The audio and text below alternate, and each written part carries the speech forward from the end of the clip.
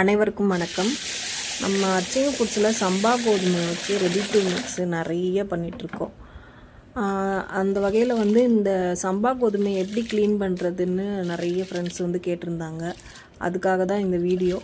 இப்போ சம்பா கோதுமை ஒரு 3 கிலோ வரைக்கும் இதில் நான் செஞ்சு காமிச்சிருக்கேன். இது நல்லா கழுவிக்கிறோம். ஒரு 5 தடவை தண்ணி மாற்றி மாற்றி நல்லா கழுவிக்கிறோம். கழுவிட்டு தண்ணி சூடு வச்சுக்கணும். ஒரு 10 நிமிஷம் நல்லா சூடாயிடுச்சுன்னா கொஞ்சம் கோதுமை வேகிறதுக்கு ஈஸியாக இருக்கும்.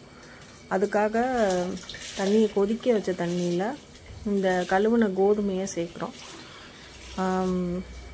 சேர்த்துட்டு ஒரு 10 நிமிஷம் 10 நிமிஷம் இருந்தால் போதும். ரொம்ப நேரம் வச்சுருந்தோன்னா அது குழஞ்சிரும். குழஞ்சா வேஸ்ட்டாக போயிடும்.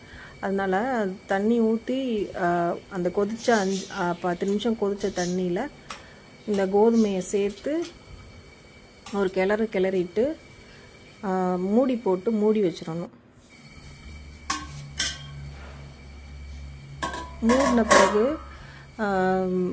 அப்பயும் ஒரு 10 நிமிஷம் வெயிட் பண்ணுங்கள்.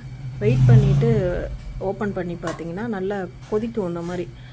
இந்த மாதிரி கொதிக்கிறப்போ ஒரு கிளறி பாருங்கள் எப்படி வெந்திருக்கா என்னன்றது செக் பண்ணிக்கோங்க. ஒவ்வொரு சமயம் வேகமாக குழையிற மாதிரி ஆயிரும். அதுக்காக தான் குழைய விட்டுறக்கூடாது. அதுக்காக தான் இந்த ப்ராசஸ்ஸு.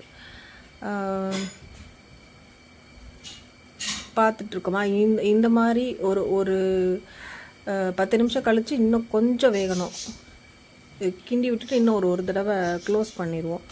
க்ளோஸ் பண்ணிவிட்டு வெயிட் பண்ணி பார்ப்போம். இந்த மாதிரி அழுக்கு இருக்கிறதையும் அப்பப்போ எடுத்துருங்க. மேலாக அந்த கொதிக்க அது மேலே அழுக்கெல்லாம் சேரும். அந்த அழுக்கெல்லாம் எடுத்துட்டு கொதிக்குது. வெயிட் பண்ணுவோம். நம்ம வெயிட் பண்ணிட்டு ஒரு 5 நிமிஷம் கழித்து திரும்பி பார்த்தேன். இந்த மாதிரி வெந்தால் போதும். ரொம்ப கொலைய வேக வச்சிடக்கூடாது. இந்த அளவுக்கு பக்குவம் போதும் நம்மளுக்கு. வெந்ததுக்கப்புறம் க்ளோஸ் பண்ணி ஆஃப் பண்ணிடுங்க. அடுப்பு ஆஃப் பண்ணிவிட்டு ஒரு 10 நிமிஷம் வெயிட் பண்ணணும். அதாவது கொதிக்க வைக்கணும். கொதிக்க வச்ச தண்ணியில் 10 நிமிஷம் வேக வைக்கணும். 10 to 15 நிமிஷம். 10 நிமிஷம் வேக வச்சதுக்கப்புறம் ஆஃப் பண்ணிவிட்டு ஒரு 10 நிமிஷம் ரெஸ்ட் விட்டுட்டு அதுக்கப்புறம் இந்த மாதிரி பாத்திரத்தில் ட்ரான்ஸ்ஃபர் பண்ணிக்கணும். ட்ரான்ஸ்ஃபர் பண்ணிவிட்டு இந்த மாதிரி கோதுமை காய போடுறப்ப நல்ல வெயில் அடிக்கணும். நல்ல வெயில் அடிக்கிறப்போ மாடியில் காய வச்சுருங்க. ஒரு நாள் ஃபுல்லாக காய வச்சுருங்க. சாயந்தரம் வரைக்கும் காஞ்சிருக்கா நல்லா காஞ்சிருக்கான்னு பாருங்கள். நம்ம எப்பயும் கோதுமை காய வைப்போம்ல, அந்த மாதிரி கோதுமை நல்லா காஞ்சிருக்கணும். மிஷினில் கொடுக்குறப்போ நல்லா அரைக்கிற மாதிரி. அப்படி இல்லைன்னா இந்த மாதிரி 2வது நாளும் நான் காய வச்ச கோதுமையை இந்த மாதிரி நல்லா காஞ்சதுக்கப்புறம் ஒரு புடைச்சிக்கணும். ஏன்னா அதில் நிறைய தூசி இருக்குது. மண் தூசி அந்த மாதிரி கல்லும் இருக்கும். அதனால் அதை கொஞ்சம் புடைச்சி அந்த தூசியெல்லாம் எடுத்ததுக்கப்புறம்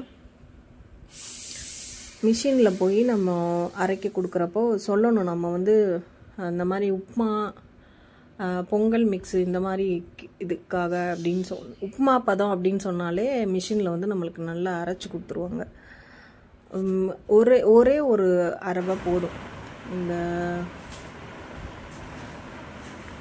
சம்பா கோதுமை பொறுத்த வரைக்கும்